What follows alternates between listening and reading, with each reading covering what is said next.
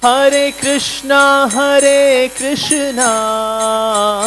Krishna Krishna, Hare Hare, Hare Rama, Rama Rama, Hare Hare.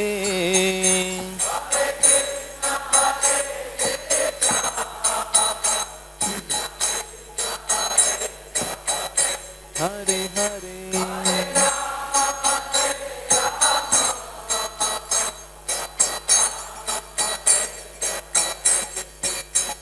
Jaya Radha Path Sati Radha Path Sati Radhe.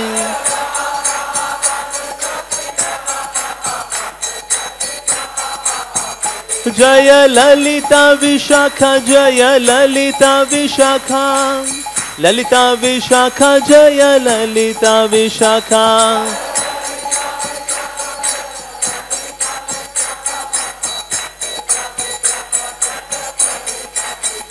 Jaya Rukmani Dwarkadhish, Jaya Rukmani Dwarkadhish, Rukmani Dwarkadhish, Jaya Rukmani Dwarkadhish.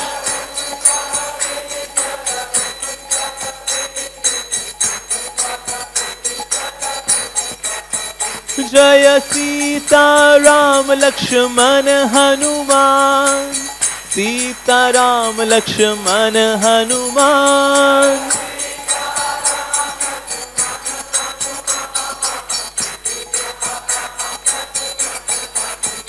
Jaya Prahlad Narasingha, Jaya Prahlad Narasingha, Prahlad Narasingha, Jaya Prahlad Narasingha.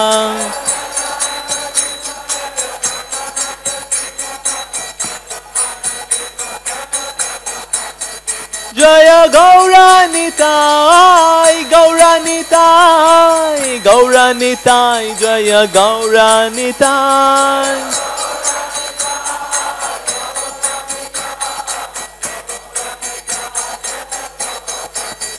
Jaya Prabhupada, Prabhupada, Prabhupada, Jaya Prabhupada.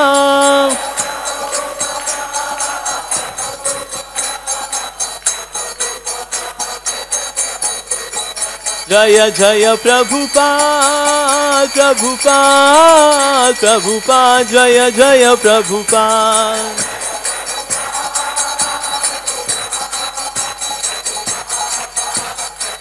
Nitai Gaur Hari Bol, Hari Bol, Hari Bol, Nitai Gaur Hari Bol.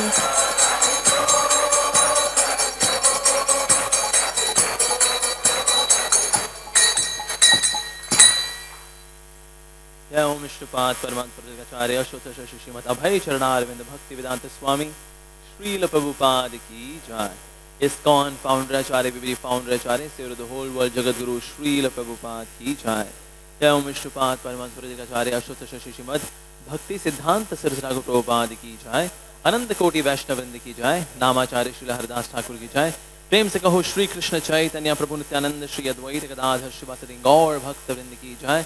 Shri Shri Radha Krishna गोपिका श्याम कुंड राधा कुंड गिरि गोवर्धन की जय. श्री वृंदावन धाम की जय. मायापुर नदी धाम की जय. गंगा माया की जय. यमुना माया की जय. तुलसी महारानी की जय. वृंद देवी की जय. समवेत भक्त वृंद की जय. हरि नाम संकीर्तन की जय. हरे कृष्ण महामंत्र की जय. Shri Prabhupada translated book distribution की जय. श्री श्री राधा पार्थ सारथी ललिता विशाखा देवी की जय. श्री श्री सीताराम लक्ष्मण हनुमान जी की जय. प्रहलाद नरसिंह देव जी की जय. श्री श्री गौर निताय की जय. ISKCON 50th year anniversary की जय. निताय निताय गौ प्रेमानंदे हरि हरि बोल. All glories to the assembled devotees. Hare Krishna.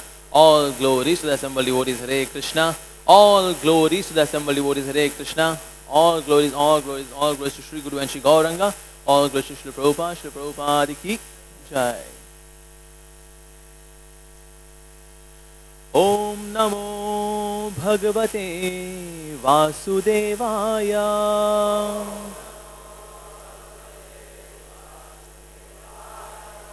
Om Namo Bhagavate Vasudevaya.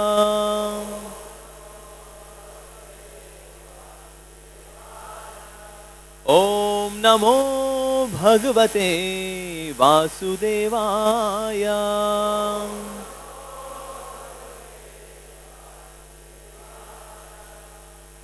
हरे कृष्णा। तो संडे के इस मॉर्निंग श्रीमद् भागवतम क्लास में आप सबका बहुत ही हार्दिक स्वागत है। हरि बोल। तो आज हम चर्चा करने का प्रयास करेंगे। स्कंद है 4, अध्याय 20, श्लोक संख्या है 11। उदासीनमिवाध्यक्षम् द्रव्य ज्ञान क्रियात्मनाम् कूटस्थमिमात्मानं यो वेदाप्नोति शोभनम्। उदासीनमिवाध्यक्षम् द्रव्य ज्ञान क्रियात्मनाम् कूटस्थमिमात्मानं यो वेदाप्नोति शोभनम्। उदासीनमिवाध्यक्षम् द्रव्य ज्ञान क्रियात्मनाम् कूटस्थमिमात्मानं यो वेदाप्नोति शोभनम्।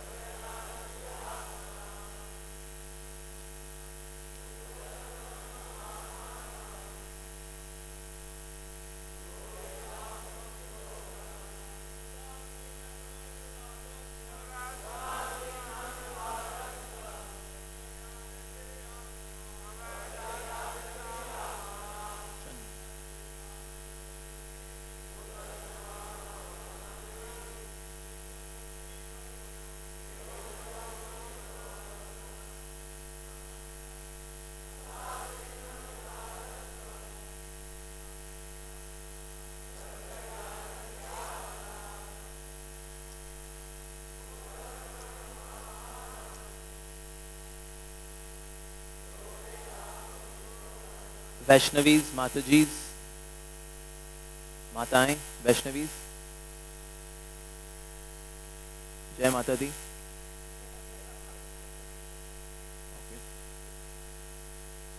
शब्दार्थ अनुवाद और तात्पर्य श्रील प्रभुपाद जी के द्वारा। श्रील प्रभुपाद की जय। शब्दार्थ। उदासीनम, उदासीन, इव केवल, अध्यक्षम अधीक्षक, द्रव्य भौतिक तत्वों, ज्ञान ज्ञानेन्द्रियां, क्रिया कर्मेंद्रियां, आत्मना तथा मन का, कूटस्थम स्थिर, इमं यह, आत्मानम आत्मा, यह जो कोई, वेदा जानता है, आपनोति प्राप्त करता है, शोभनम कल्याण। अनुवाद। जो कोई भी ये जानता है कि 5 तत्वों कर्मेंद्रियों, ज्ञानेंद्रियों तथा मन में निर्मित ये शरीर केवल स्थिर आत्मा द्वारा संचालित होता है, वह भौतिक बंधन से मुक्त होने योग्य है। मेरे पीछे दोहराइए प्लीज।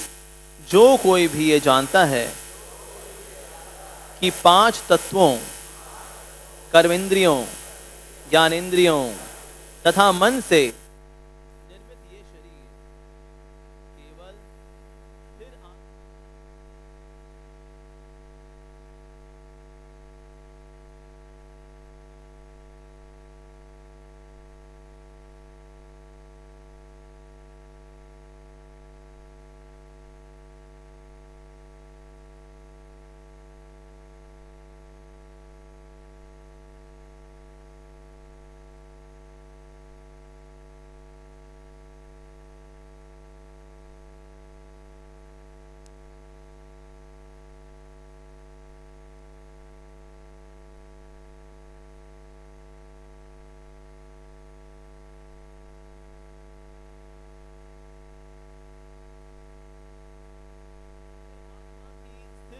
जान ली है उसे सुख तथा दुख के रूप में प्रकृति के गुणों की अंतःक्रिया के आवागमन से विचलित नहीं होना चाहिए। भगवत गीता में भी भगवान ने कहा कि शरीर पर तीनों गुणों की प्रतिक्रिया से सुख तथा दुख आते जाते रहते हैं, अतः मनुष्य को इन बाह्य गतिविधियों से विचलित नहीं होना चाहिए। यद्यपि कभी कभी मनुष्य इनमें फंस जाता है, किंतु उसे इन्हें सहन करना सीखना चाहिए। जीवात्मा को बाह्य शरीर के कर्म तथा फल के प्रति अनासक्त रहना चाहिए। भगवत गीता में भगवान श्री कृष्ण कहते हैं कि 5 भौतिक तत्वों क्षिति, जल, पावक, गगन तथा समीर एवं सूक्ष्म तत्वों मन, बुद्धि तथा अहंकार से बना हुआ ये शरीर आत्मा से सर्वथा भिन्न है। अतः मनुष्य को इन 8 तत्वों की क्रिया प्रतिक्रिया से विचलित नहीं होना चाहिए। इस अनासक्ति की अवस्था को प्राप्त करने की व्यवहारिक विधि यह है कि भक्तिमय सेवा की जाए। जो व्यक्ति 24 घंटे भक्ति में लगा रहता है वही बाह्य शरीर के घात प्रतिघातों से अनासक्त रह सकता है। जब मनुष्य किसी विशेष विचार में मग्न होता है तो वह किसी अन्य बाह्य कर्म को न तो देखता है न सुनता है, भले ही वह उसकी उपस्थिति में घट रहा हो। इसी प्रकार जो भक्ति में पूर्ण रूप से निमग्न रहते हैं उन्हें अपने बाह्य शरीर की परवाह नहीं रहती। वह अवस्था समाधि कहलाती है। जो व्यक्ति समाधि में स्थित होता है वह उच्च कोटि का योगी कहलाता है। ओम अज्ञानतिमिरान्धस्य ज्ञानाञ्जनशलाकया चक्षुरुन्मिलितं येन तस्मै श्रीगुरुवे नमः। श्रीचैतन्यमनोभीष्टं स्थापितं येन भूतले स्वयं रूपः कदा मह्यं ददाति स्वपदान्तिकम्। वन्देऽहं श्रीगुरो श्रीयुतपदकमलं श्रीगुरून् वैष्णवांश्च। श्रीरूपं साग्रजातं सहगण रघुनाथान्वितं तं सजीवं साद्वैतं सावधूतं परिजनसहितं कृष्ण चैतन्य देवं श्रीराधा कृष्णपादान् सहगण ललिता श्रीविशाखान्वितांश्च। हे कृष्ण करुणा सिंधो दीनबंधो जगत्पते गोपेश गोपिका कांत राधा कांत नमोस्तुते।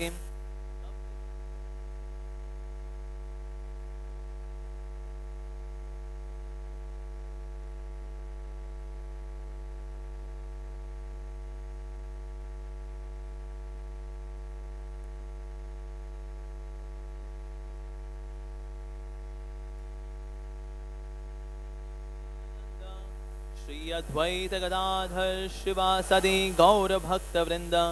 हरे कृष्णा कृष्णा कृष्णा हरे हरे, हरे राम राम राम हरे हरे। नमो विष्णुपादाय कृष्ण प्रेष्ठाय भूतले श्रीमते भक्ति वेदांत स्वामिनिति नामिने। नमस्ते सारस्वती देवे गौरवाणी प्रचारिणे निर्विशेष शून्यवादी पाश्चात्य देशधारिणे। मूकं करोति वाचालं पंगुं लंघयते गिरिं यत्कृपातमहं वन्दे श्रीगुरु दीनतारिणं परमानंद माधवं श्री चैतन्येश्वरम्। हरे कृष्णा।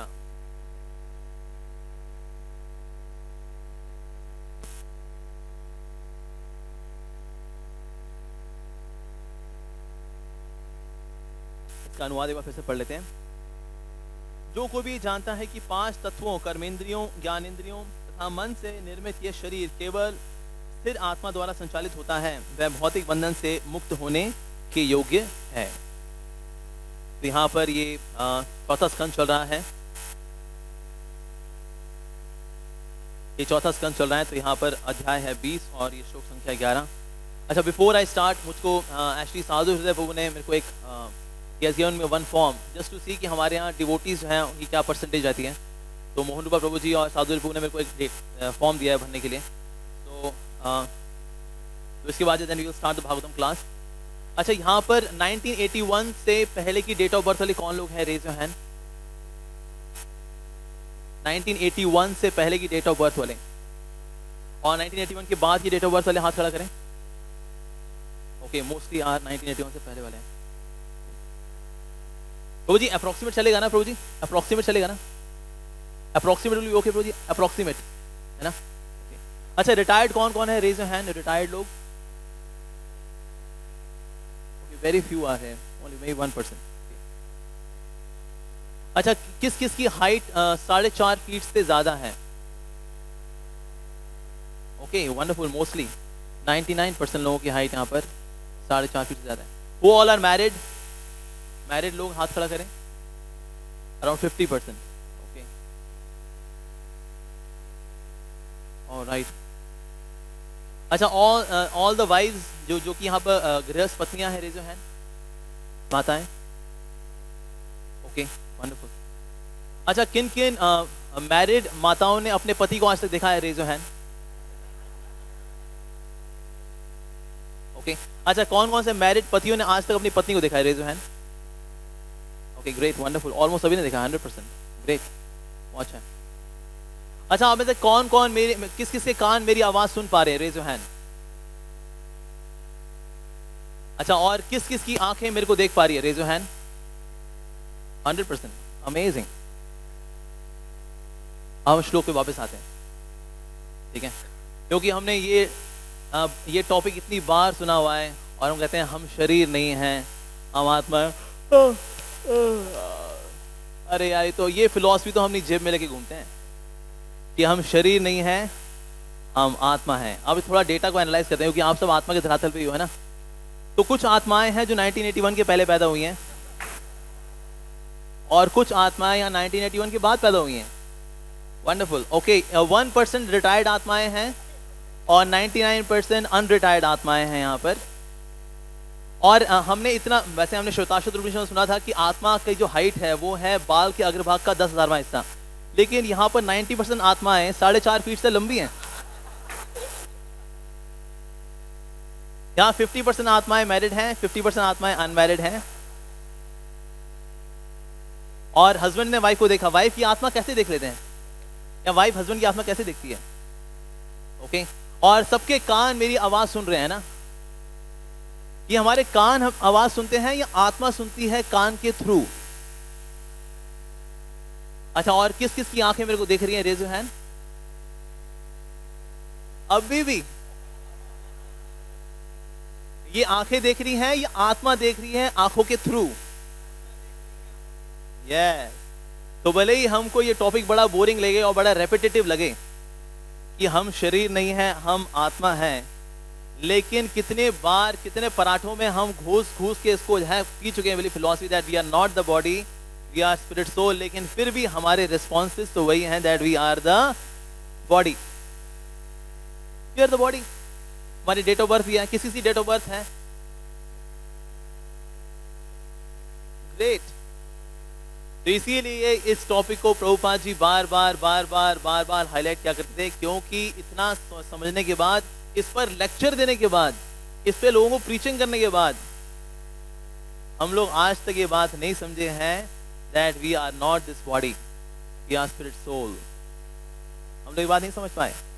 खैर, इससे निकलना इसलिए मुश्किल होगी ना, हमारी बोलचाल, हमारा आचार व्यवहार सारा ऐसा ही है, मानो that we are the body. ऐसे हम लोग बोलते हैं, is everybody okay? If somebody waiting outside there, can anybody listen to me? Body body body, हम ऐसे कभी नहीं बोलते। Is every soul okay? Is some soul waiting for me out there? कभी नहीं बोलते। Body, some body, every body, any body, body body body, no body, body. तुम्हारी बातचीत ही ऐसी है, बातचीत ही ऐसी है। इसलिए वैसे अगर किसी से अगर पूछा जाए कि सर आपका जन्म स्थान क्या है, किसी का जन्म स्थान यहाँ इंडिया है, रेज़ योर हैंड। बहुत अच्छे। तो अगर कोई हमसे हमारा जन्म स्थान पूछे तो हमें पूछना चाहिए कि मैंने लखनऊ में शरीर लिया। हमें कभी नहीं बोलना चाहिए मेरा जन्म लखनऊ में हुआ, उत्तर प्रदेश में हुआ, त्रिवेंद्रम में हुआ। श्री राधा पास साथी लता विशाखा देवी की जय, श्री श्री गौर निताय की जय, श्री श्री सीताराम लक्ष्मण जी की जय, लाल नरसिंह देव जी की जय, श्री प्रभुपाद की जय। So we are so much obsessed with the body, so much. एक बार मैं कनॉट प्लेस में था और मैं बुक डिस्ट्रीब्यूशन कर रहा था, तो मैंने वहाँ पर भगवद गीता थी मेरे हाथ में, तो I was approaching different people. तो मैंने वहाँ पर जो है एक माता जी को देखा, तो माता जी जो है वो अच्छा खासा जा रही थी, शी वॉज विद समवन। लेकिन ना जब कार के पीछे जो स्क्रीन होती है उस पर जब ना रिफ्लेक्शन आई, तो उस रिफ्लेक्शन पे ना थोड़ा रुकी, उसने पोनीटेल बनाई हुई थी, अपनी पोनीटेल से एक बाल निकाला ऐसे, उसको हवा में उड़ाया करके और फिर सुबह चले गए, because there is so much obsession with the body. Once there was in a building, the lift was very slow. तो सबने इंजीनियर को अप्रोच किया कि इंजीनियर साहब ये जो लिफ्ट है ना बड़ी स्लो चलती है, इसकी थोड़ी स्पीड बढ़ाइए. आते हैं नीचे आते आते ना वो लगता है मतलब कब पहुंचेंगे, तो जन्म ही बीत जाएगा लिफ्ट के अंदर ही. तो जो इंजीनियर था उसने देखा ये लिफ्ट की स्पीड बढ़ाने में तो बहुत पैसा लगेगा, तो उसने सिंपल सोल्यूशन किया, लिफ्ट के अंदर शीशे लगा दिए, मिरर. उसके बाद से कंप्लेंट आनी बंद हो गई, क्योंकि जैसे ही शीशा आता है हम लोग देखते हैं, निहारते हैं अपने आप को, है ना, राइट. थोड़े बालों को ऐसे ऐसे करके देखेंगे. ब्रह्मचारी बेचारे ऐसा नहीं कर पाते, क्या करें. ये मुझे SMS आया था, are you worried about your hair loss, please contact. मैंने रिप्लाई किया, no I am happy with my hair loss. So we have got so much obsession with the body, body, body, body. इसी को सजाते हैं, संवारते हैं, इसी को दिखाते हैं, चलना ढलना, इसी को मटका सिल्क पहनाना. Everything for this body. Everything for this body.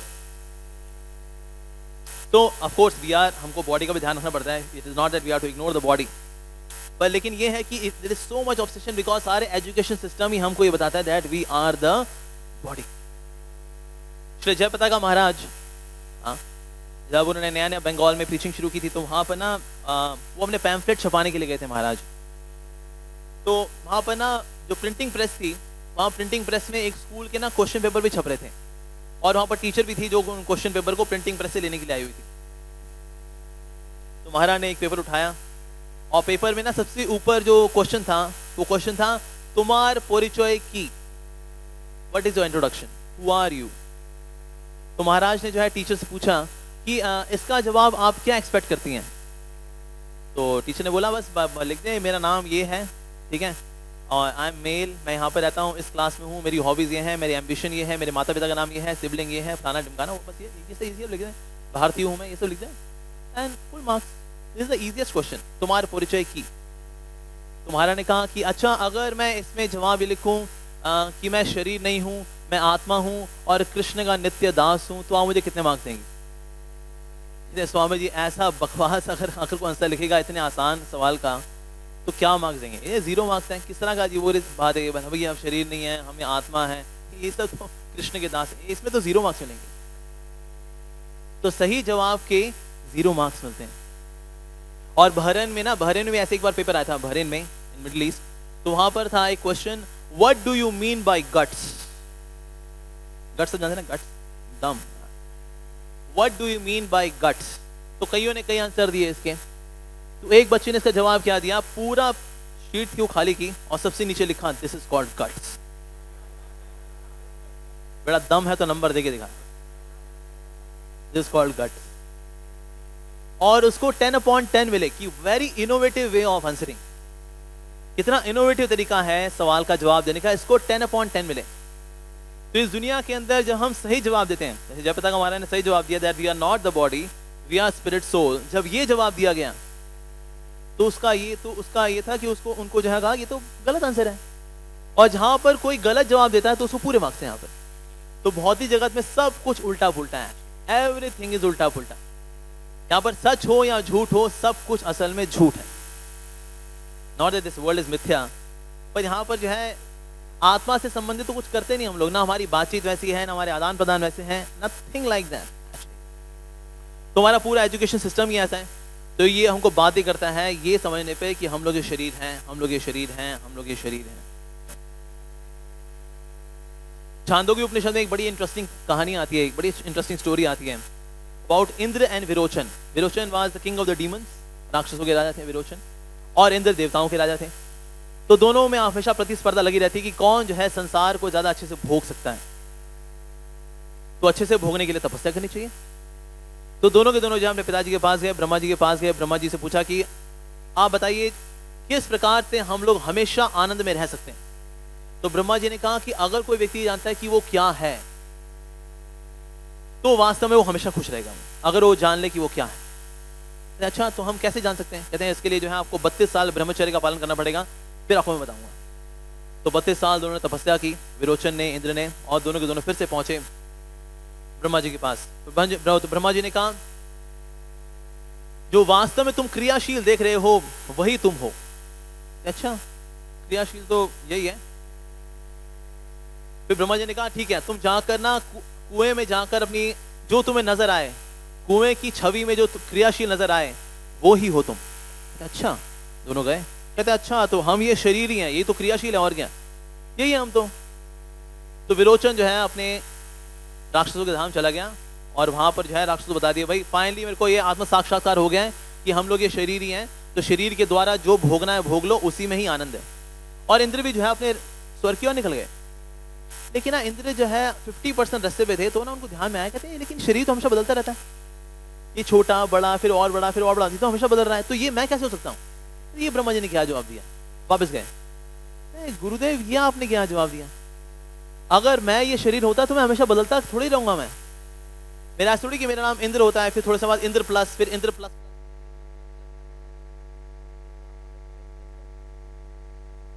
तो ब्रह्मा जी ने कहा अच्छा स्मार्ट बॉय।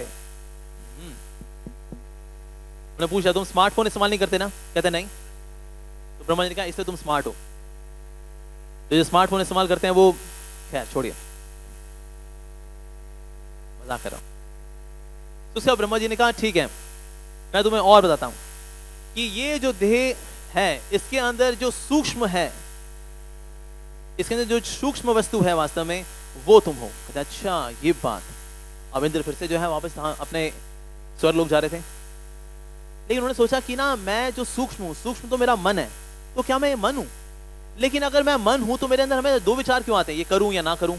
यानी कि अंदर एक व्यक्ति है जो बोल रहा है करूं, एक बोलता है ना करूं। मेरे अंदर कभी द्वंद्व नहीं आना चाहिए अगर मैं मन होता तो। फिर इंद्र ने कहा नहीं मैं मन भी नहीं हूं, इसके अलावा कुछ और होना चाहिए। फिर से ब्रह्मा जी के पास गए। ब्रह्मा जी ने कहा ठीक है 5 साल और ब्रह्मचर्य का पालन करो, तपस्या करो, और फिर मैं तुमको बताऊंगा। फिर इंद्र ने तपस्या की और फिर इस बार ब्रह्मा जी ने बताया उनको कि हम ना तो ये स्थूल शरीर है ना सूक्ष्म शरीर है, हम आत्मा है। और जो व्यक्ति इस बात को जानता है वो हमेशा सुखी रहेगा, वो हमेशा सुखी रहेगा। हम लोग जैसे जब कभी कभी जब गुस्से में आते हैं तो असल में गुस्सा किसको आता है, आत्मा को आता है।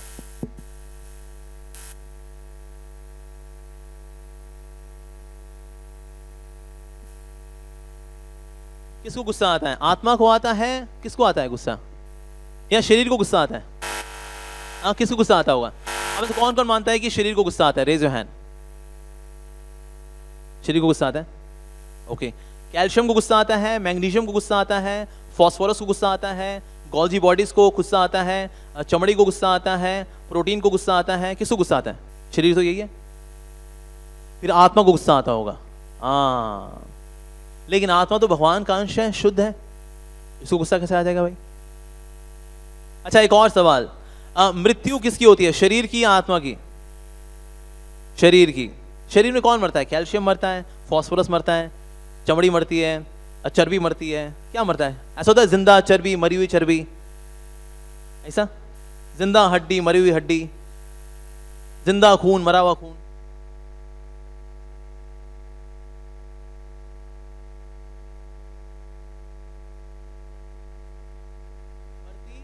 नहीं है तो मरता कौन है फिर,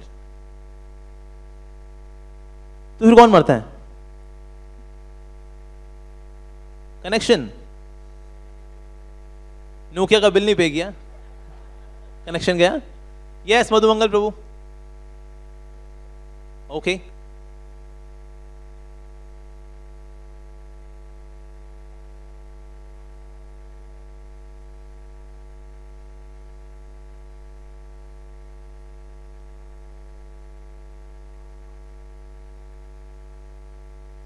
बिल्कुल प्रभु जी, यस बिल्कुल सी बात। थैंक यू प्रभु जी, थैंक यू वेरी मच। तो यानी कि आत्मा का एक शरीर से दूसरे शरीर में जाना जो है उसको बोलते हैं मृत्यु। इसका मतलब है इस संसार में हम लोग हमेशा मरते हैं, क्योंकि ये शरीर हमेशा बदल रहा है, आत्मा हमेशा शरीर बदल रही है, तो इसीलिए इस संसार के अंदर हम लोग हमेशा मरते हैं। इसीलिए इस जगत को बोलते हैं मृत्यु लोक।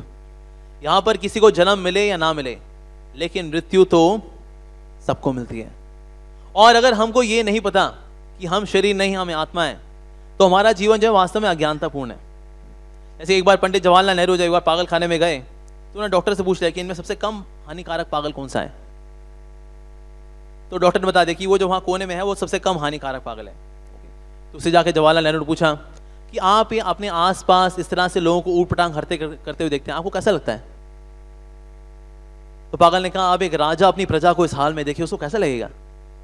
तो कंफर्म हो गया भाई पागल तो है। तो पंडित जवाहरलाल नेहरू ने कहा, अच्छा तो आपका शुभ नाम क्या है? कहते मैं क्यों बताऊं, आपने नाम बताओ पहले। तो पंडित जवाहरलाल नेहरू ने कहा, मेरा नाम है पंडित जवाहरलाल नेहरू।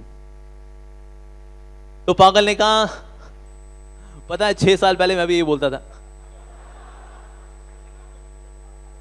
मेरे को यहां डाल दिया, अब तेरी बारी बच्चू, तू भी आएगा अंदर। अभी जो बोलता है ना पंडित जवाहरलाल नेहरू, अंदर आता है वो। अब ये पूरी तरह से कन्विंस था कि एक्चुअली पंडित जवाहरलाल नेहरू है ये पागल पूरी तरह से कन्विंस्ड है, पूरी तरह से कन्विंस्ड है। या फिर ना जिनको भूत चढ़ा होता है ना, those who are haunted by some ghost, वो ना they identify themselves with something else, जो कि वो नहीं है। जैसे कि आई नो समवन कि ना किसी को भूत चढ़ा था, तो सुषमा नाम की लड़की थी, वो अपने आप को सलीम काउंट करती थी, हमेशा आइडेंटिफाई करती थी, और अंदर से तरह तरह की आवाजें निकालती थी, मार डालूंगा, मार डालूंगा, मार डालूंगा। तो उसकी माँ बोलती, मेरे बच्चे ऐसा नहीं बोलते हैं, ऐसा नहीं बोलते, तेरे को भी मार डालूंगा। अब ये पूरी तरह से कन्विंस्ड है कि मैं सलीम नाम का कोई व्यक्ति हूं जो कि भाई मार डालेगा, भाई किसी को मार डालेगा। तो ऐसा व्यक्ति जो अपने आप को आइडेंटिफाई करता है with something else which he is not और शी इज नॉट, ऐसा व्यक्ति है दूसरा भूत चढ़ा। पहला क्या है? पागल। दूसरा क्या है? भूत चढ़ा। अब सोचिए कि आप एक ऐसे परिवार में रहते हैं जिसमें सारे के सारे हैं पागल और भूत चढ़े। आप एक ऐसी कॉलोनी में रहते हो जहां सारे के सारे पागल और भूत चढ़े। आप एक ऐसे शहर में रहते हो जहां सारे के सारे हैं पागल और भूत चढ़े। थोड़ा और आगे जाते हैं, आप एक ऐसे देश में रहते हो जहां सारे के सारे हैं पागल और भूत चढ़े। आप एक ऐसी दुनिया में रहते हो जहां सारे के सारे पागल हैं और भूत चढ़े। ऐसी जगह पे क्या हम सुख और शांति की उम्मीद कर सकते हैं? ऐसी जगह पर सुख और शांति की उम्मीद करना पागलपन है, जहां पर सारे के सारे पागल हैं और भूत चढ़े, क्योंकि सब अपने आप को ही मानते हैं आई एम द बॉडी। बाहर वालों को क्या, हमारे अंदर हमारा खुद का बड़ा बुरा हाल है। अभी हमने शुरू में एक्सरसाइज जो की थी, हमारी पोल तो खुली गई उससे। तो जब तक हम पागल रहेंगे और संसारिक इंद्रिय भोग के भूत चढ़े रहेंगे, तब तक हम कैसे खुश रह सकते हैं? It is impossible to be happy in this world actually, क्योंकि यहाँ सारे के सारे वही हैं, पागल और भूत चढ़े। तो प्रभुपाद यहाँ तात्पर्य बता रहे हैं कि अगर हमें ये बोध हो जाए कि हम शरीर नहीं हम आत्मा है, तो हमारा जीवन बड़ा निर्भय हो जाएगा, बड़ा सुखमय हो जाएगा।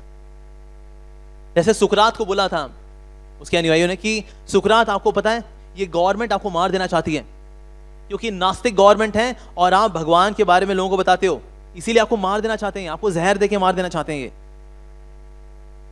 तो सुकरात ने कहा, अरे ये तो मेरे को देख भी नहीं सकते, मेरे को मारेंगे क्या, खाक।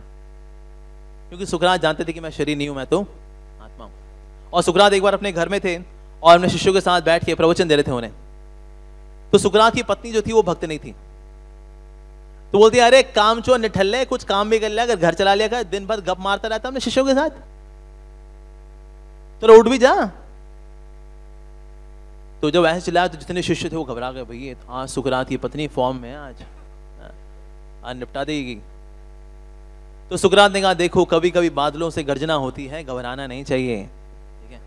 और फिर सुकरात ने अपना प्रवचन कंटिन्यू किया।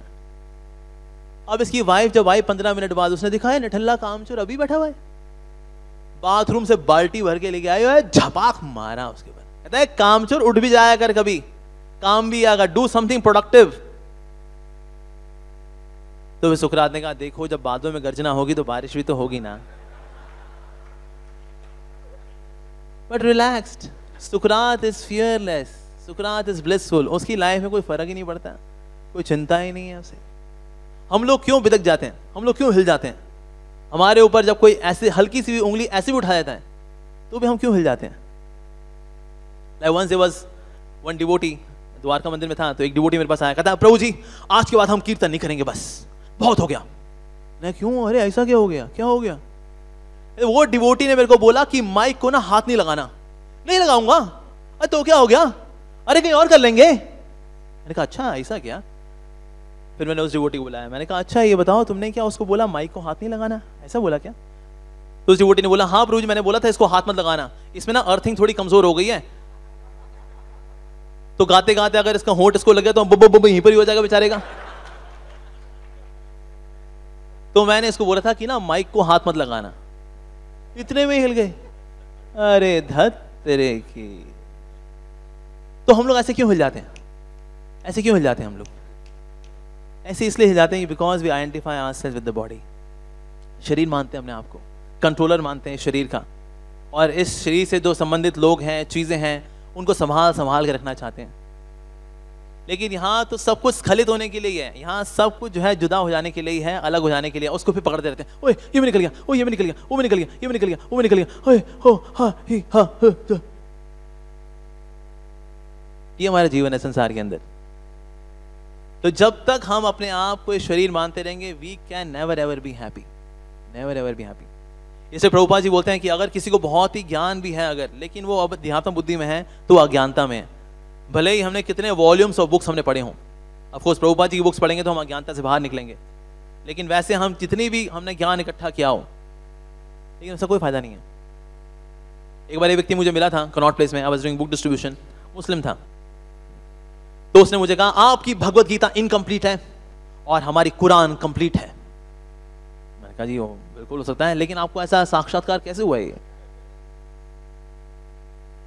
कहता बताओ आपकी भगवत गीता के अंदर स्त्रियों के राइट्स के बारे में क्या लिखा है, व्हाट अबाउट वुमेन राइट्स।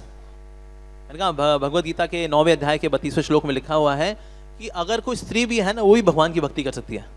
बकवास बात एकदम, हमारे यहाँ पर पूरा डिटेल में दिया हुआ कि वुमेन राइट्स के बारे में। मैंने कहा ओके अच्छा। मैंने कहा अच्छा वुमेन राइट्स के बारे में जानना जरूरी है या खुद के बारे में जानना जरूरी है। कहता है ऑफ कोर्स खुद के बारे में। तो मैंने उससे पूछा अच्छा तो कुरान के अंदर क्या बताया कि हम लोग क्या हैं, हम लोग शरीर हैं या मन हैं। मैंने आत्मा की ऑप्शन ही नहीं दी उसे, ये दोनों ऑप्शन गलत है। कहता ऑफ कोर्स हम लोग ये शरीर हैं। तो फिर मैंने उसको बताया भाई शरीर अगर हमेशा बदल रहा है तो हम वाला शरीर कैसे हो सकते हैं। तो कुरान में अगर ऐसा लिखा है कि हम शरीर हैं तो भले ही तुम्हारे फिर तो ये ज्ञान थोड़ा गड़बड़ हो गया ना। तो ऐसा करेंगे देखो वुमेन राइट्स के बारे में जानने के लिए मैं कुरान पढ़ूंगा और तुम्हारे खुद के बारे में जानने के लिए कि तुम कौन हो तुमको भगवत गीता पढ़नी चाहिए। पढ़ोगे ना मेरे भाई। हाँ पढ़ेंगे। ओह धनी टुक भगवत गीता।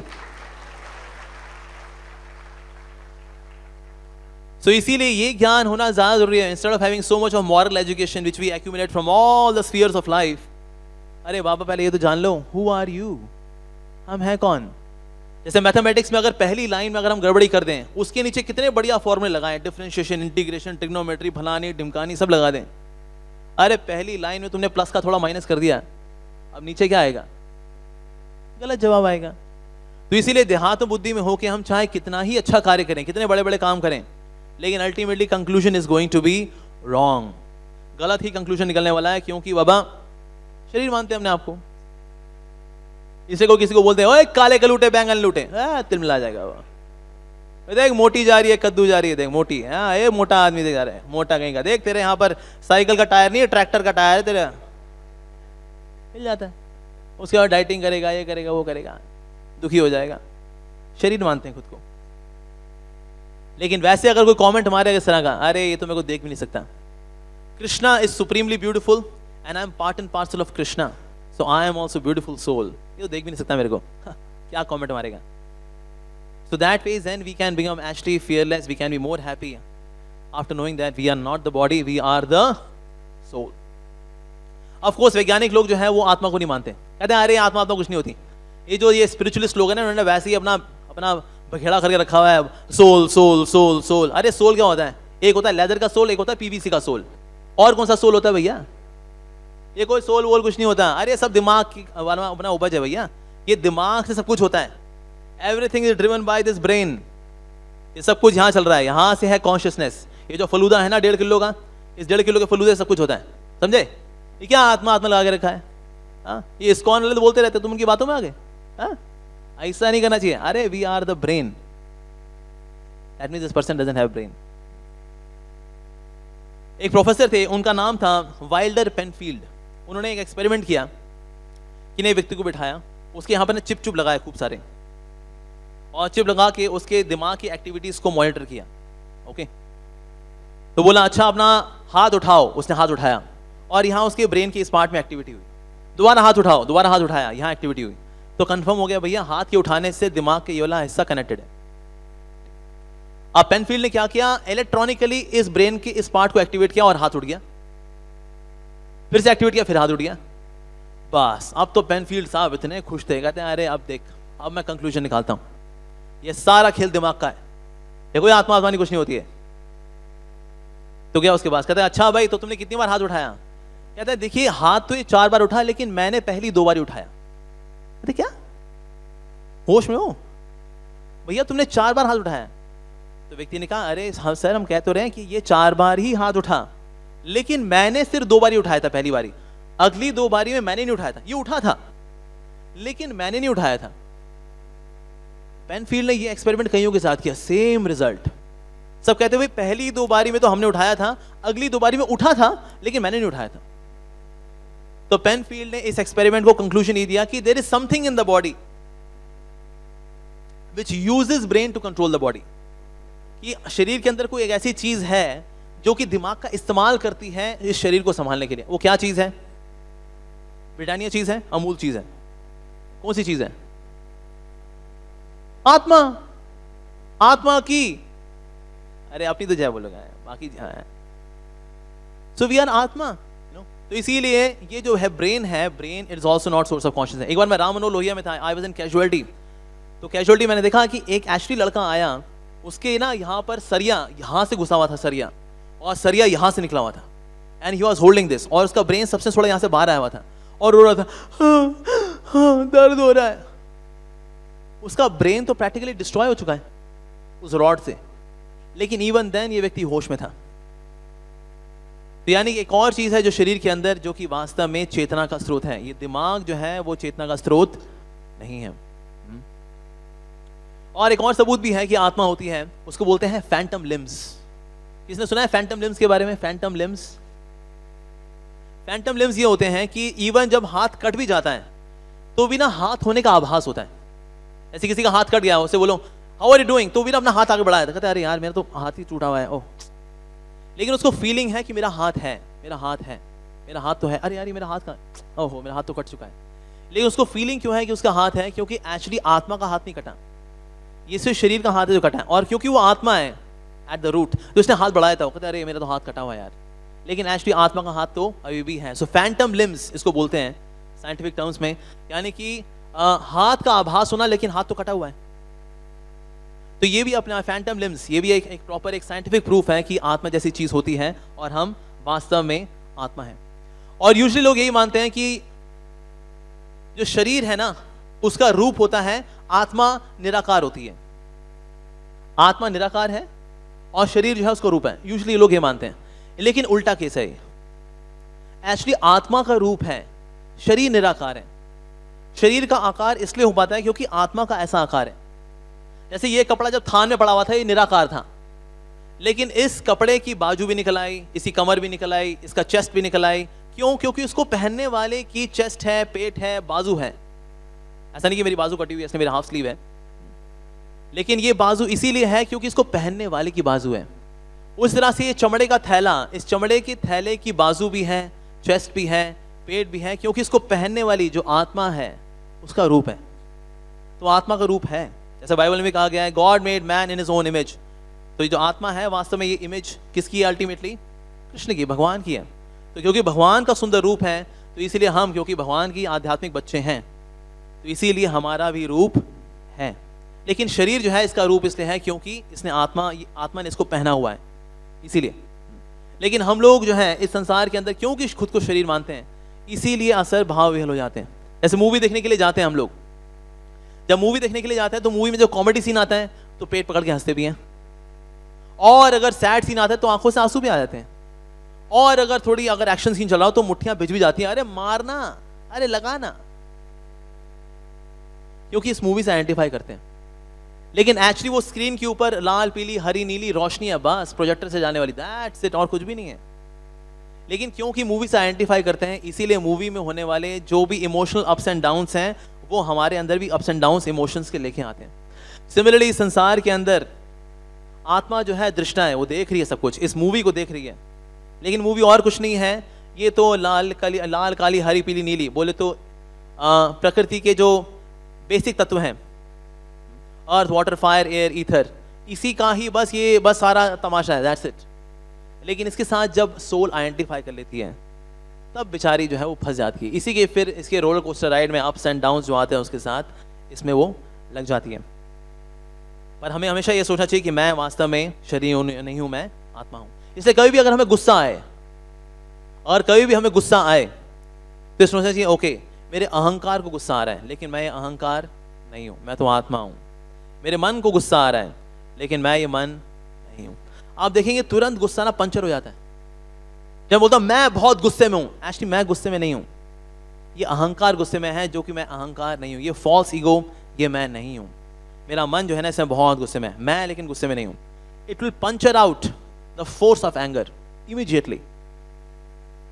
तो इस प्रकार से इस बात को जानना हमारे लिए बहुत बहुत जरूरी है। और हम आत्मा के धरातल पे जब कार्य करेंगे, बातचीत करेंगे, और फिर जब हम हरि नाम लेंगे ना, ऐसा हरि नाम हमको ज्यादा फल देगा।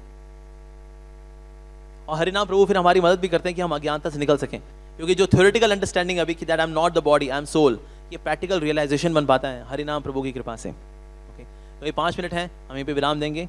हरे कृष्णा। तो सीनियर वैष्णवास और anybody has any question afterwards?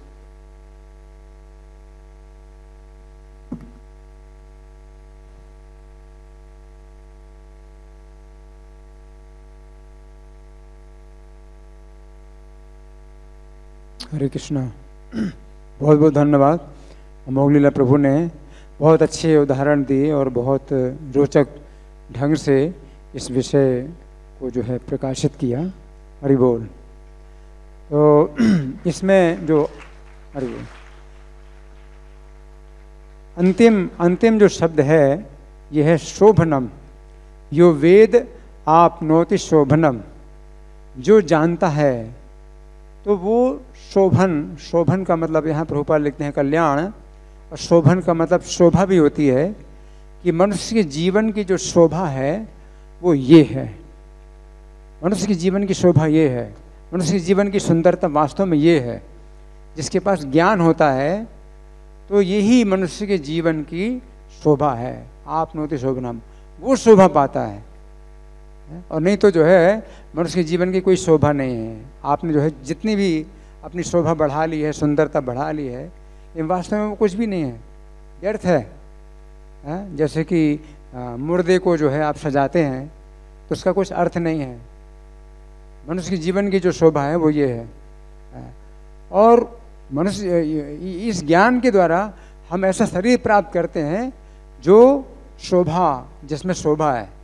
तो ये हमारा जो शरीर भौतिक शरीर है इसमें कोई शोभा नहीं है।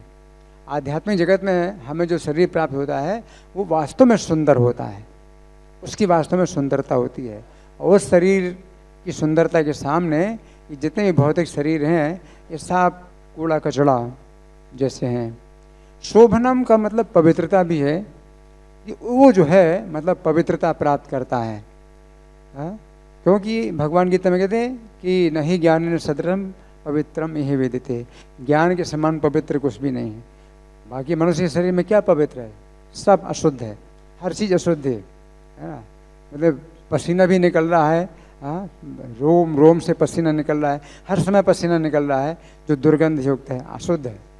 लेकिन जब ज्ञान हमें प्राप्त होता है तो वो वास्तव में शोभा होती है।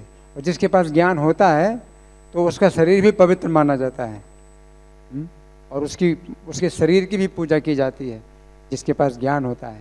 तो ज्ञान के समान पवित्र कुछ भी नहीं है। और फिर उसको पवित्र स्थान भी प्राप्त होता है, भगवान का धाम वो पवित्र स्थान है।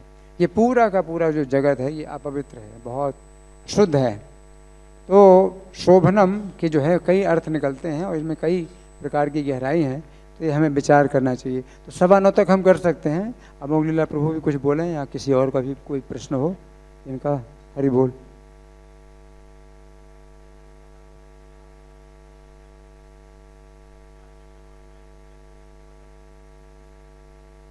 हमें पता है कि ये आत्मा होती है, बचपन से सुन रहे हैं, आज भी सुना, बट स्टिल इसका रियलाइजेशन कैसे हो?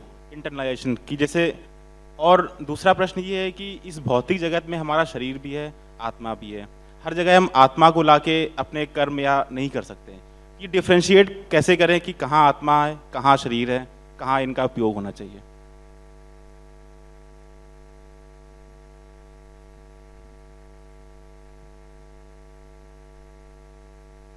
ये वेरी गुड क्वेश्चन कि हम पहला किस प्रकार से इस बात का बोध करें कि हम लोग शरीर नहीं है, हम लोग आत्मा है। ऐसी ब्रह्मा जी के बनाए हुए जो शरीर है ये हमारी चेतना को ना बाहर की ओर फेंकता है हमेशा। It always throws, it projects the consciousness always outside. इसलिए हम लोग क्या बाहरी सुख ढूंढते हैं, खाने पीने का सुख, किसी को छूने का सुख, किसी को देखने का सुख। तो वास्तव में इंद्रियां जो है हमारी, वो हमारी चेतना को बाहर की ओर फेंकती हैं। This how the body is designed. तो इसीलिए फर्स्ट ऑफ ऑल इंट्रोस्पेक्टिव बनना।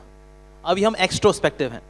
इंट्रोस्पेक्टिव बनना, आत्मनिवेशक बनना, ये इस बात की शुरुआत है। आत्मनिवेशक बनेंगे हम लोग फिलोसॉफिकल नॉलेज से। तो फिलोसॉफिकल नॉलेज हम लेते हैं, उसमें आत्मनिवेशन करते हैं, उसे मंथन करते हैं, उसे मनन करते हैं, और फिर उसी हिसाब से अपनी डीलिंग्स रखने का प्रयास करते हैं। तो हरे कृष्ण महामंत्र लेते हुए, हरि नाम लेते हुए भक्तों के संग में फिर यही नॉलेज जो है ये रियलाइजेशन बन जाती है। दूसरी बात आती है कि हम लोग भला हर चीज़ जो है आत्मा को तो ध्यान में रख के नहीं कर सकते। ऐसी हर चीज़ आत्मा को ध्यान में रख के करनी चाहिए। इवन परिवार वालों को पालना, ये भी यही सोच के करना चाहिए कि वास्तव में आत्मा है। लेकिन इसका मतलब ये नहीं कि शरीर को हम इग्नोर कर देते हैं। जैसे कि गाड़ी भी है और ड्राइवर भी है। ड्राइवर का अपना खाना है और गाड़ी का अपना खाना है। गाड़ी को हम खिलाते हैं लुब्रिकेंट, गाड़ी को खिलाते हैं पेट्रोल, ग्रीस, ये उसको खिलाते हैं। लेकिन ड्राइवर को हम नहीं खिलाते हैं कि तू भी थोड़ा पेट्रोल पी ले, ठीक है, एक गिलास ले ले पेट्रोल, थोड़ा सा लुब्रिकेंट पी, तेरा अंदर मक्खन वाला ही हो जाएगा।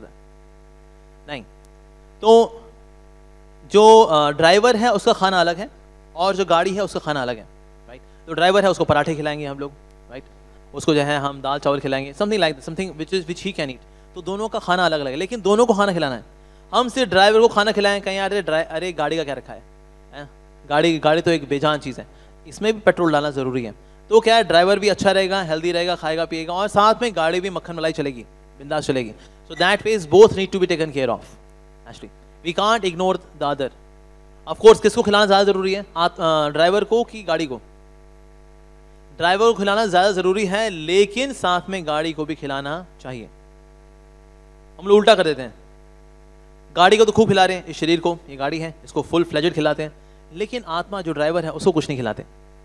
अगर हम लोग थोड़ा आत्मनिवेशन करें कि पिछले 6 महीने में हमने आत्मा के लिए क्या किया, कुछ भी नहीं किया, ऑलमोस्ट नथिंग।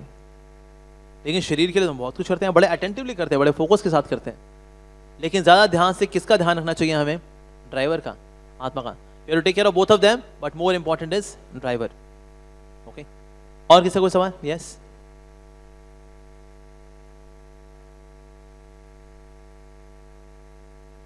ओके, जो फिजिकल पेन हम एक्सपीरियंस करते हैं ये भला किसको होता है? ये बॉडी को होता है कि सोल को होता है? बॉडी को तो हो नहीं सकता, क्योंकि बॉडी तो डेड है। जो चीज़ डेड है उसको भला क्या फीलिंग आएगी? फीलिंग तो उसमें आएगी जिसमें कि कॉन्शियसनेस है, जिसमें कि चेतना है ना। तो भला अभी किसको आती है पेन? आत्मा तो चिन्मय है ना। ऑफ कोर्स आत्मा से ही कॉन्शियसनेस आ रही है, लेकिन कॉन्शियसनेस का वो हिस्सा जो कि मिथ्या अहंकार के द्वारा दूषित है, उसको जो है दर्द इस संसार का एक्सपीरियंस करना पड़ता है। इसलिए प्रभुपाद जी एग्जाम्पल दिया करते थे कि जिस तरह से सूरज की रोशनी जो आती है वो जब ब्लू रंग के टेंटेड ग्लास से आती है तो रोशनी ब्लू कलर की हो जाती है, लेकिन वैसे सूरज भी गोल्डन है और सूरज की किरणें भी गोल्डन है। लेकिन अगर ब्लू टेंटेड ग्लास से अगर ये रोशनी आए तो ब्लू कलर की आएगी, लेकिन ना तो सूरज ब्लू है ना उसकी रोशनी ब्लू है, लेकिन एक हिस्सा है सूरज का जो कि ब्लू हो रहा है इस समय, राइट। उस तरह से चेतना का वो हिस्सा जो कि मिथ्या अहंकार के द्वारा ग्रसित है, उस चेतना के उस हिस्से को वास्तव में इस संसार के सुख और दुख झेलने पड़ते हैं। इस बारे में और विस्तार से अगर आपको चर्चा देखनी है तो आप 11th कैंटो में अवंती ब्राह्मण का एक आता है, द सॉन्ग ऑफ अवंती ब्राह्मण, उसको पढ़ सकते हैं। उसमें बहुत डिटेल से इसको बताया गया कि वास्तव में हमारे सुख और दुख किसकी वजह से हैं। ना तो एक काल की वजह से हैं, ना हमारे आसपास के लोगों की वजह से हैं। कभी कभी हमें ये भी लगता है कि हमारे सुख दुख ना हमारे आसपास के लोगों की वजह से, कि ना मैं सोचता हूँ मैं ना बस हरिद्वार भाग जाऊँ, मैं तंग आ गया हूँ तुम लोगों से, ऋषिकेश भाग जाऊँगा तो मैं तंग आ गया, मैं क्या क्या क्या क्या क्या क्या क्या क्या भाग जाना चाहता हूँ यहाँ से। पर एक्चुअली हमारे आसपास के लोगों से हम दुखी नहीं होते। हमारे दुख का कारण है हमारा अहंकार, इसका डिटेल एनालिसिस है, you can read in 11th canto Avanti ब्राह्मण, द सॉन्ग अवंती ब्राह्मण। तो उसमें एनालिसिस है कि इसकी किस प्रकार से हमारा मन और हमारा अहंकार ये हमारे दुखों का कारण है। तो चेतना का वो हिस्सा जो कि अहंकार के द्वारा दूषित है, मिथ्या अहंकार के द्वारा, फॉल्स ईगो के द्वारा, उसको सुख और दुख का अनुभव करना पड़ता है। तो जैसे मिथ्या अहंकार गया, संसार के सुख दुख की डुअलिटी से मुक्ति, मोक्ष, उसी को मोक्ष कहते हैं वास्तव में। तो ये मिथ्या अहंकार से कैसे मुक्ति मिलेगी हमें? मिथ्या अहंकार से हमको मुक्ति मिलती है। अब अंदर भरा पड़ा है मिथ्या अहंकार, इसको कैसे निकालें? कोई वैक्यूम क्लीनर तो है नहीं, या वैक्यूम क्लीनर लाओ जरा मुंह में लगाऊं, पक, और इसके अंदर मिथ्या अहंकार निकल गया। ये मिथ्या अहंकार कैसे निकालें? मिथ्या अहंकार निकलता है जब हम हरि नाम संकीर्तन में उत्साहपूर्वक नाचते हैं, और फिर जो हमारा पसीना निकलता है वो पसीना है liquefied form of false ego. ये हरि नाम संकीर्तन निचोड़ के निकालता है मिथ्या अहंकार को।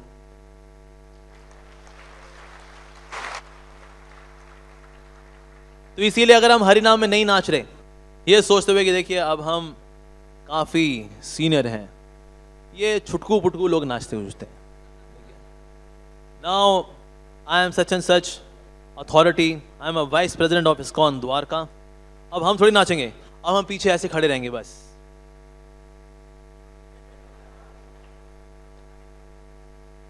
नाचो नाचो, जूनियर लोग नाचते हैं कीर्तन में। Chaitanya Mahaprabhu is junior most devotee, इसलिए वो नाचा करते थे, आई एम सो सीनियर। जितने ज्यादा हम भक्ति में आगे बढ़ते जाएं, जितने हमारे साल बीतते जाएं भक्ति में, उतने ज्यादा उत्साहपूर्वक नाचना चाहिए। ऐसा नाचना चाहिए कि बस नाचना चाहिए। और फिर जो पसीना निकलेगा उसमें अहंकार निचोड़ के बाहर आएगा। नहीं तो इस अहंकार से हम कहीं मुक्ति नहीं पा सकते। ये हरि नाम संकीर्तन में उत्साहपूर्वक भाग लेके ही हम लोग इस मिथ्या अहंकार से निकल सकते हैं। अदरवाइज ये आत्मा से ऐसे चिपका हुआ है ना, फेविकोल का जोड़ है, टूटेगा नहीं। तो इसको पिघला के निकालना है, और इसको पिघला के निकालता है हरि नाम संकीर्तन, द फायर ऑफ हरि नाम, दैट इज द वे। इसलिए हमें बहुत उत्साहपूर्वक हरि नाम लेना चाहिए, और जब कभी मौका मिले कि कीर्तन हो रहा है तो हमें बाहर जप करने नहीं चले जाना चाहिए। हमें जो है अंदर आके भक्तों के साथ उत्साहपूर्वक कीर्तन में नाचना चाहिए। जिसने की शर्म उसके फूटे करम। तो शर्म वरम नहीं करनी चाहिए कि लोग क्या कहेंगे, देखो नाच रहे हैं, हो महाप्रभु कहेंगे नहीं नाच रहा, हो हरि नाम संकीर्तन में नहीं नाच रहा, कर लो बात। तो इसीलिए इस अहंकार से हमें मुक्ति प्राप्त करनी है। और ये Hari nam sankirtan is the gift of Shri Chaitanya Mahaprabhu, Shri Gauranga Mahaprabhu, और जो कि उनके सेनापति भक्त हमको दे रहे हैं, श्री प्रभुपाद। और किसी को सवाल? यस, अरे प्रद्युम्न प्रभु आपका जीता प्रभु है यार, भगवान आप आपके सवाल के सारे जवाब प्रभु जी दे सकते हैं, 100% प्योर जवाब। ओके चलो पूछ लो, मैं रिपीट कर दूंगा। सुन,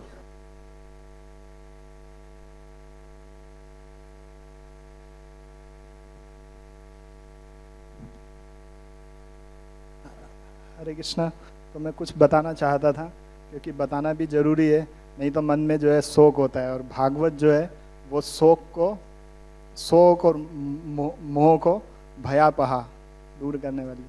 कि मैं बताना चाहता था, जैसे कि प्रभु जी ने बताया अभी, कि जो शोभा है वो ज्ञान से ही है, व्यक्ति की जो सुंदरता। तो प्रभुपाद जी ने भी ऐसे ही बोला कि कुरूप व्यक्ति क्यों ना हो, पर ज्ञान के कारण वो जो है सुंदर होता है। प्रभु जी ने बताया कि भगवत धाम में जो है सभी लोग जो है सुंदर हैं। तो ऐसा बताया है कि जो ज्ञान है, प्रभुपाद जी ने भगवत गीता में यथारूप में बताया कि ज्ञान की वैल्यू जो है सामान्य लोग नहीं समझते हैं, परंतु भगवत धाम में जो है ज्ञान की ही प्रधानता है और उसकी ही वैल्यू है। तो ये मेरे मन में था।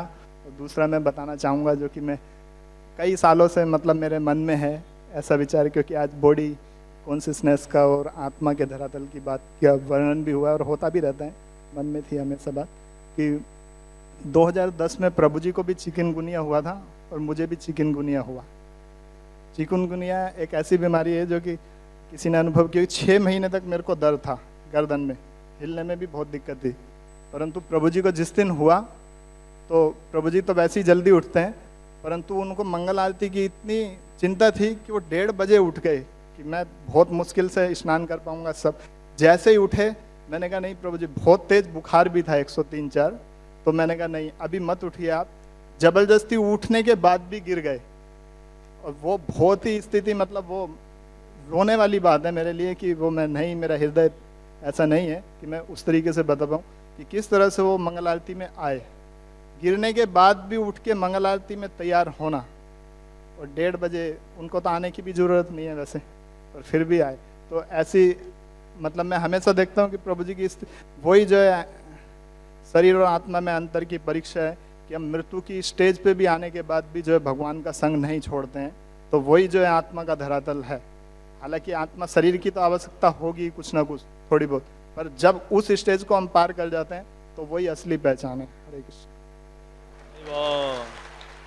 थैंक यू, बहुत सुंदर जीता प्रभु जी, वाकई में बहुत ही अच्छा उदाहरण है हमारे बीच में, जीवंत उदाहरण है। Thank you very much Prabhu for sharing. और किसी को सवाल है? Yes, okay, yes.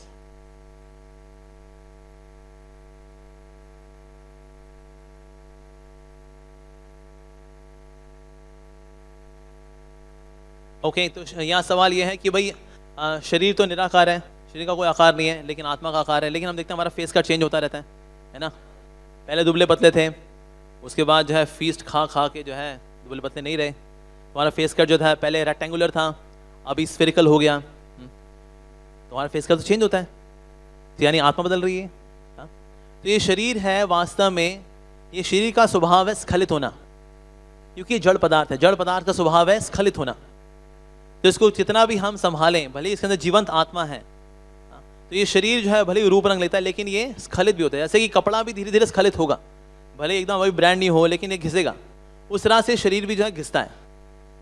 तो घिसना इसका स्वभाव है, इसीलिए जो है ये मोटा पतला, इसमें वियर एंड टीयर इसमें आता रहता है। सो विच इज नॉर्मल। प्रोटीन है ना, केमिकल है। जैसे कॉटन है, ये केमिकल है, केमिकल में आ जाता है विकार। ओके, तो इसी प्रकार से जो है हम लोग देखते हैं हमारा फेस कट दुबला पतला मोटा आड़ा टेढ़ा पैराबोला हाइपरबोला होता रहता है। Okay, yes.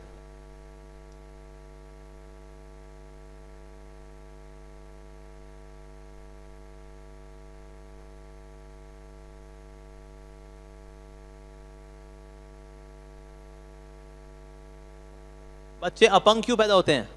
हाँ, तो बच्चे भले ही अपंग पैदा हों, ऐसा नहीं कि आत्मा की जो थी वो टांग कट गई बेचारी की। ठीक है, शरीर जो है, हाँ, जो शरीर है वो हमें कर्मों के अनुसार मिलता है। आत्मा कर्मों के परे है। आत्मा की टांग नहीं कटती बिकॉज ऑफ सम कर्म, लेकिन जो शरीर है उसकी टांग कटी हुई हो सकती है जब कोई बच्चा पैदा हुआ, अपंग पैदा हुआ, लाइक दैट। तो क्योंकि कर्मों की जो थ्योरी है ये शरीर पे अप्लाई होती है। तो शरीर हमें लेफ्ट राइट मिल सकता है, गोरा मिल सकता है, काला मिल सकता है, लंबा मिल सकता है, छोटा मिल सकता है, अफ्रीकन मिल सकता है, अंटार्कटिका में पेंगुइन के रूप में मिल सकता है, कैसे रूप में मिल सकता है। So that is only to the body. Karma is only apply to the body. कब किसके यहाँ पैदा होंगे, किसके यहाँ पैदा नहीं होंगे, कहाँ शरीर मिलेगा, कहाँ नहीं मिलेगा, लाइक दैट। लेकिन आत्मा जो है वो कर्मों के परे है। यस,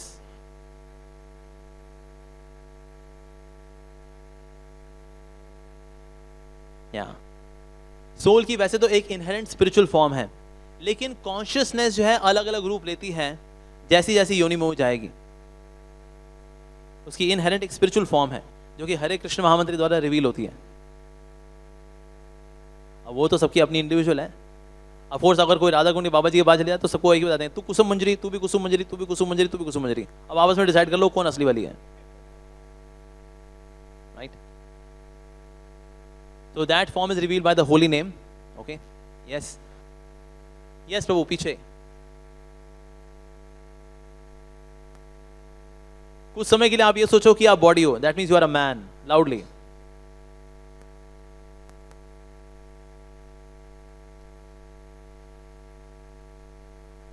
हाँ,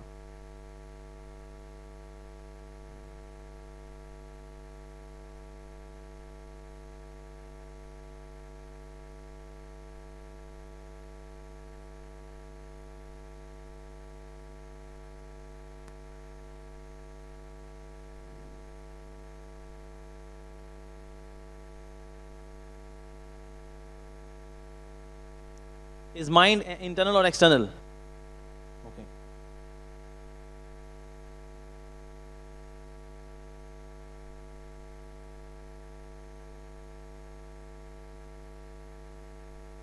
आप खड़े होकर बोल सकते हो?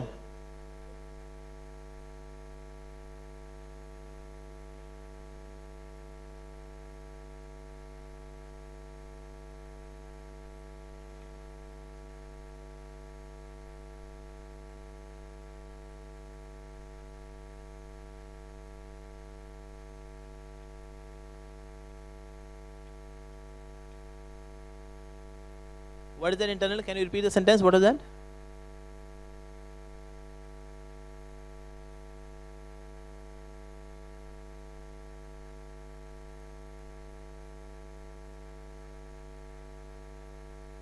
हाँ. Okay. Yes. Okay. Got the point. Okay. So ये हमारा इंटरनल मन होता है, एक्सटर्नल मन होता है. तो ये सवाल है, मन इंटरनल है या एक्सटर्नल है.